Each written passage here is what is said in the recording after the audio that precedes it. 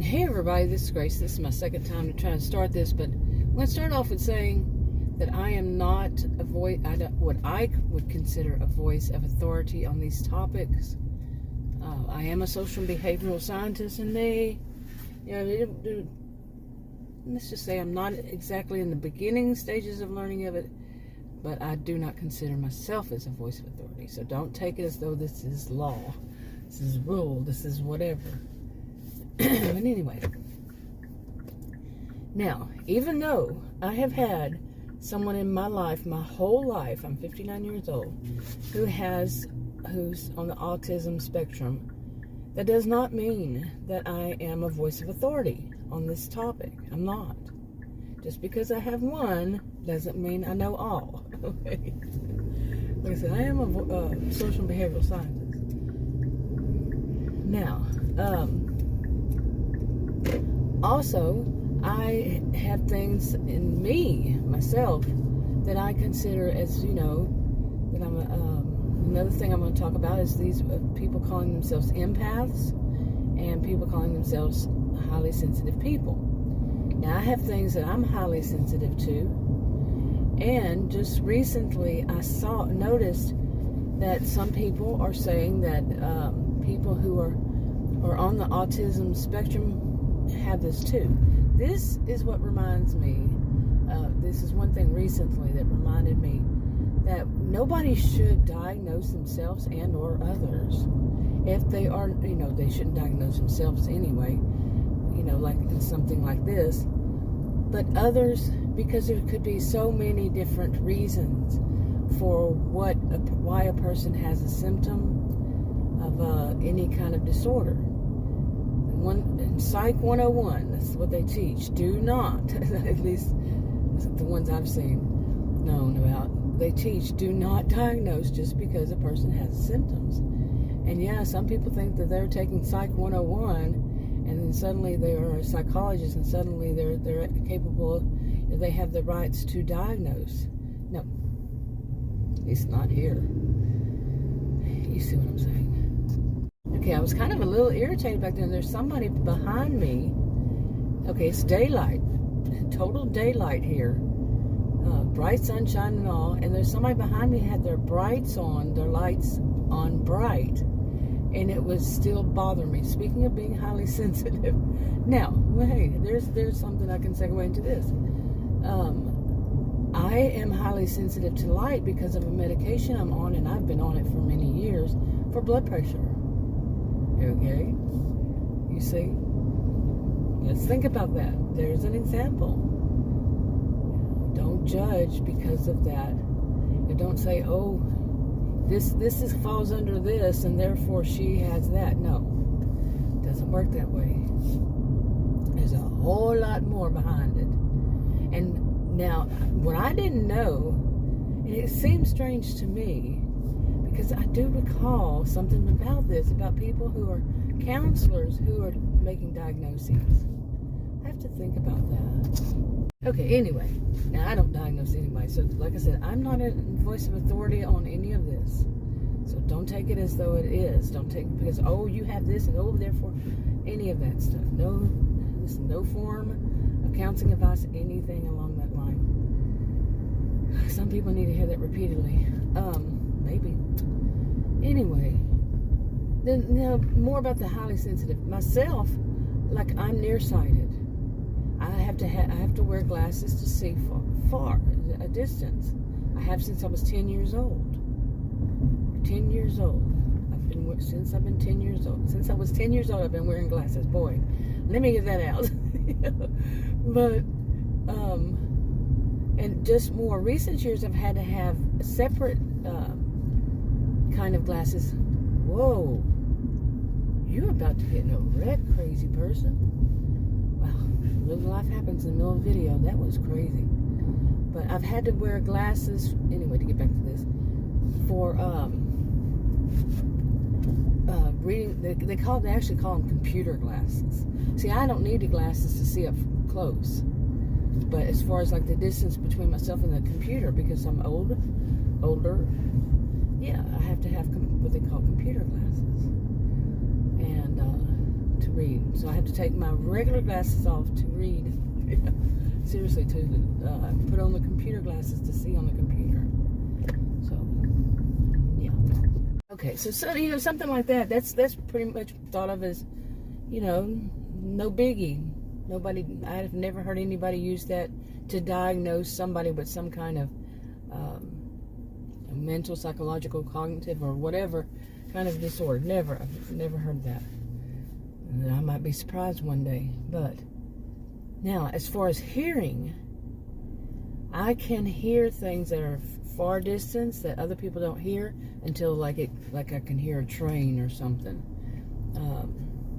When it's way off and other people don't hear it, then eventually they do hear it because it comes in that direction, toward.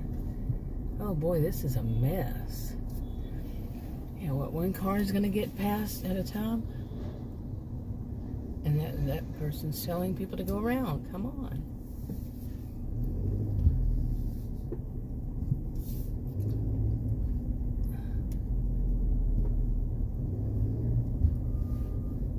Okay, you got to see all that. What the heck was going on there? Really? Seriously. Okay. But anyway, so I can hear things far away, not so much. And now if it's somebody whispering to me and there's noise going on, like a bunch of noise and somebody's trying to whisper right into my ear or right real close to my ear, I don't hear that so much as I hear what's going on in a far distance. Out in the distance. I hear that makes it difficult for me to hear what somebody's whispering to me. That should not be a big deal. Okay.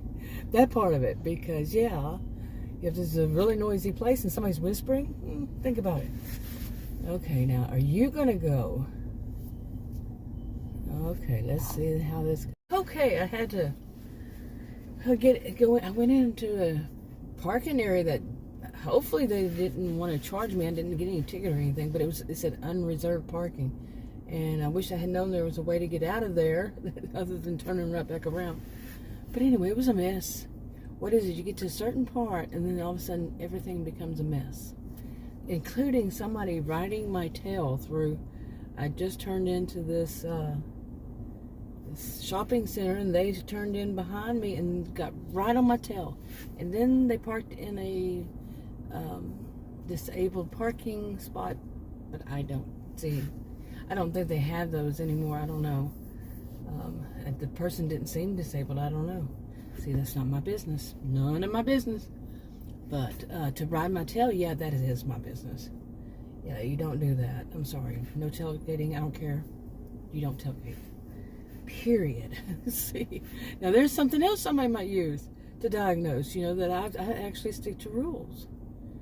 That is something that some people will use to diagnose somebody, especially if they're people who don't follow the rules.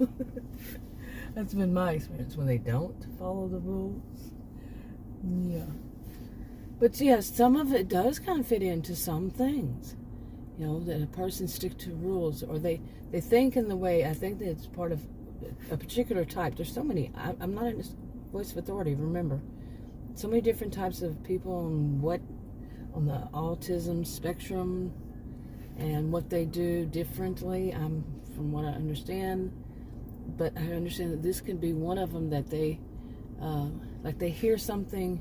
From what I've heard, what I've read, somebody actually told me, was that if they hear something like it's a rule, they will stick to that, and they don't think past that or something. Well, I think it was something like if you tell them, well, from this day you have a week, you could do this, and then if you change your mind during that week and you say you can do something else, they say no, you tell me 1 week and that's all I'm going to do is that 1 week. That I have to do that one thing, even if it's beneficial to them, if they don't have to do that one thing. Now, I could be wrong on that, but that's what I was told.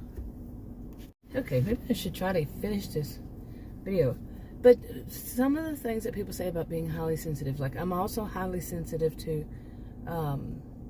scent. I smell something before, or odor, both. I smell something before Somebody else does. I do have allergies, to chemical allergies. So things like perfume or natural gas, anything from many things in between or beyond.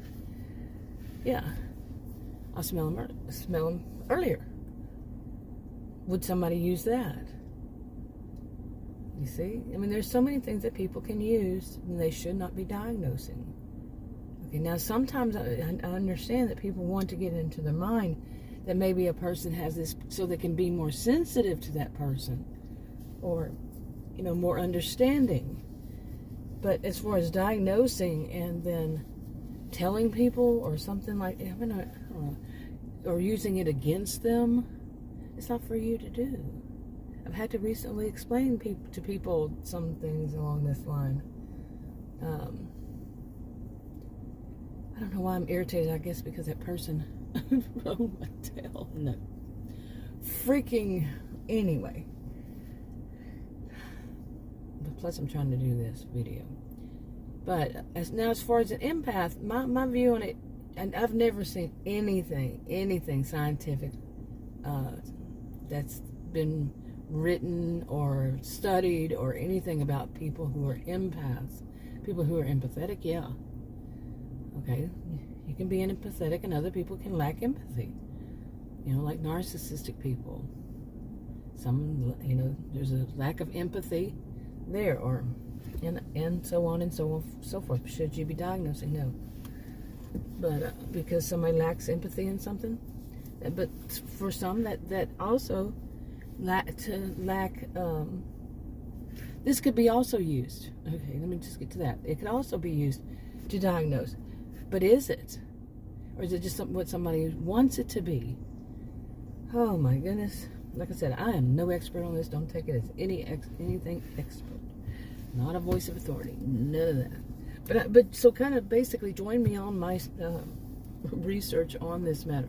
Like I said, I am a social and behavioral scientist. This was not something that I really studied, even though I have had somebody in my life, for my whole 59 years who's autistic. And I don't even know where this person would stand on the spectrum because it was not diagnosed like that back then. When I was young, no. That was not diagnosed. This person was not diagnosed like that. In fact, he was diagnosed some strange things that I don't think people even say anymore. Like an idiot savant. Now, the idiot part, no, his IQ was too high for that. It was right on the border of what was called then, I'm not going to use that term, but it was right on the border. Okay, like I said, I'm not going to use that term. But he was too smart to be considered an idiot. But he was a savant, or is a savant. Things like that. But these days, and then many years, they did not diagnose him with anything. There was no diagnosis or diagnoses, anything really. But now they have him on the autism spectrum in more recent years. So, of his life. He's older than I. So, anyway, I wanted to say all that. I'm very distracted. I think I've been distracted kind of, from the start. So I'm going to wrap this up. Talk to you on another video. Bye.